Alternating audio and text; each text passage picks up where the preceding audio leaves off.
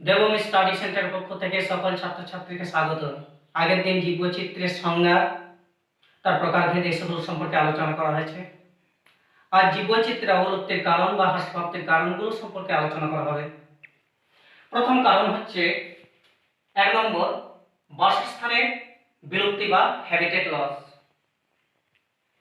না, জনবিস্ফোরণ হচ্ছে, জনবসতি গড়ে উঠছে, নগরায়ন, শিল্পায়ন, নতুন নতুন খনি স্থাপন, খনি পত্তন, এই সকল কারণে জীবের যে প্রাকৃতিক বাসস্থান, সেই প্রাকৃতিক বাসস্থানগুলো নষ্ট হয়ে যাচ্ছে। এর ফলে অনেক জীব প্রজাতি বিলুপ্ত হয়ে যাচ্ছে, তারা পৃথিবী থেকে হারিয়ে যাচ্ছে। আবার অনেক জীব এখন সংকটের মুখে। সেকেন্ড কারণ হচ্ছে অরণ্য ধ্বংস, অর্থাৎ ডিস্ট্রাকশন অফ ফরেস্ট। না, যেহেতু জনবসতি গড়ে উঠছে, শিল্পায়ন হচ্ছে, এর ফলে কি হচ্ছে না গাছপালা কেটে ফেলা হচ্ছে, অর্থাৎ অরণ্যগুলোকে ধ্বংস করে হচ্ছে। অরণ্যগুলো ধ্বংস হওয়ার ফলে সেখানে অনেক জীবের হচ্ছে প্রাকৃতিক বাসস্থান হচ্ছে অরণ্য, সেই প্রাকৃতিক বাসস্থানগুলো নষ্ট হয়ে যাচ্ছে। প্রাকৃতিক বাসস্থানগুলো নষ্ট হয়ে যাওয়ার ফলে ওই যে অরণ্যে থাকা বিভিন্ন জীব, সেই জীবগুলো কিন্তু হারিয়ে যাচ্ছে। থার্ড কারণ হচ্ছে দূষণ। মানুষের নানা ক্রিয়াকর্মের ফলে নানা রকম দূষণ দেখা যাচ্ছে, বায়ু দূষণ, জল দূষণ, মাটি দূষণ।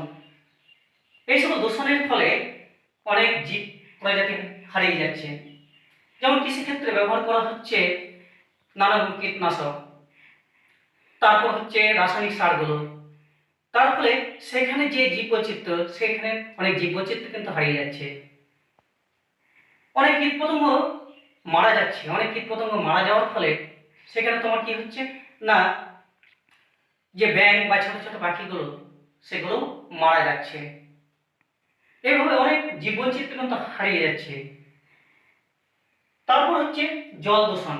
জল দূষণের ফলে জলের মধ্যে থাকা জীবগুলো অনেকটাই ক্ষতিগ্রস্ত হচ্ছে, অর্থাৎ দূষণের কারণে অনেক জীব কিন্তু হারিয়ে যাচ্ছে। নেক্সট হচ্ছে প্রাকৃতিক বিপর্যয় বা ন্যাচারাল ক্যালামিটিস। প্রাকৃতিক বিপর্যয় যেমন অতিবৃষ্টি, কখনো খরা, কখনো বন্যা, কখনো সুনামি, কখনো ভূমিকম্প। এই সকল নানা কারণে অনেক জীববৈচিত্র্য তোমার নষ্ট হচ্ছে। নেক্সট হচ্ছে কৃষিক্ষেত্রের প্রসার বা এগ্রিকালচার এক্সপেনশন। জনবিস্ফোরণ হচ্ছে, খাদ্যের চাহিদা বাড়ছে, তাহলে খাদ্য উৎপাদন বাড়াতে হবে। খাদ্য উৎপাদন বাড়াতে গেলে কি না কৃষি জমির পরিমাণ বাড়াতে হবে। সেই জন্য কৃষিক্ষেত্রে প্রসার ঘটানোর জন্য পুকুর বুঝিয়ে ফেলা হচ্ছে, অরণ্য ধ্বংস করা হচ্ছে, গাছ কেটে নেওয়া হচ্ছে। তার ফলে কি হয়ে যাচ্ছে না অনেক জীব প্রজাতি বিলুপ্ত হয়ে যাচ্ছে। অতিপ্রজাতা বা ওভার এক্সপ্লয়টেশন, অতিপ্রজাত জীব বৈচিত্র্যের অবলুপ্তির অন্যতম একটা কারণ। এই জীব অতিপ্রজাতার ফলে ডোডো পাখি, পর্যটক পায়রা, সমুদ্র গাভী, এই সকল প্রাণীগুলো কিন্তু চিরতরে হারিয়ে গেছে। নেক্সট হচ্ছে বিশ্ব উষ্ণায়ন বা গ্লোবাল ওয়ার্মিং। এটার সঙ্গে তোমরা সকলেই পরিচিত। গ্রিনহাউস গ্যাসগুলো বৃদ্ধির ফলে, গ্রিনহাউস গ্যাস কোনগুলো? Carbon dioxide, carbon monoxide, methane.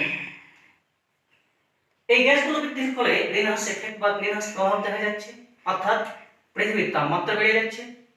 এই পৃথিবীর তাপমাত্রা বেড়ে যাওয়ার ফলে অনেক জীব এর সঙ্গে মানিয়ে নিতে পারছে না, তার ফলে অনেক জীব বৈচিত্র্যের অবলুপ্তি ঘটছে।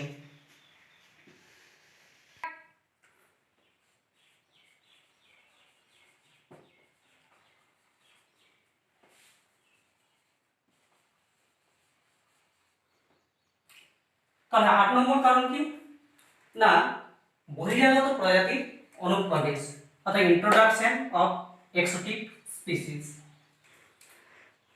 না, আমাদের দেশে বহু বহিরাগত প্রজাতির অনুপ্রবেশ ঘটেছে। যেমন পুকুরে সৌন্দর্যায়নের জন্য পুকুরকে সুন্দর করার জন্য ব্রাজিল থেকে কচুরিপানা আমদানি করা হয়েছিল। যখন এই কচুরিপানা ফুলগুলো ফোটে, অর্থাৎ ওই বেগুনি কালারের ফুলগুলো, তখন পুকুরটাকে সুন্দর লাগে। কিন্তু এর পাশাপাশি আরও একটা জিনিস ক্ষতিগ্রস্ত হয়। কি হয় না, ওই পুকুরে যে আরও যে উদ্ভিদগুলো, সেই উদ্ভিদগুলো কিন্তু ক্ষতিগ্রস্ত হয়। আবার ওই পুকুরের যে সকল জলজ প্রাণীগুলো থাকে, সেই জলজ প্রাণীগুলোরও তো অনেক ক্ষতি হয়। অর্থাৎ এইভাবে অনেকটা জীব বৈচিত্র্যের অবলুপ্তি ঘটে। নেক্সট হচ্ছে তোমার শিকার অর্থাৎ হান্টিং, খাদ্যের জন্য বা কখনো আনন্দ পাওয়ার জন্য বা কখনো ওই শিং বা চামড়া বা হাতির দাঁতের জন্য পশু শিকার করা হয়। অতএব এই পশু পাখি শিকার করার ফলে অনেক পশু পাখি পৃথিবী থেকে অবলুপ্ত হয়ে গেছে। অনেক পশু পাখি সংকটের মুখে পড়েছে। নেক্সট হচ্ছে 10 নম্বর সহবিলুপ্তি বা কো এক্সটিংশন।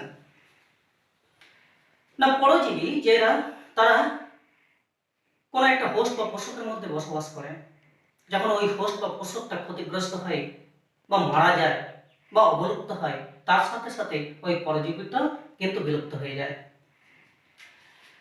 তারপরে হচ্ছে উদ্ভিদ ও প্রাণীর আন্তর্জাতিক ব্যবসা অর্থাৎ international trade of plants and animals.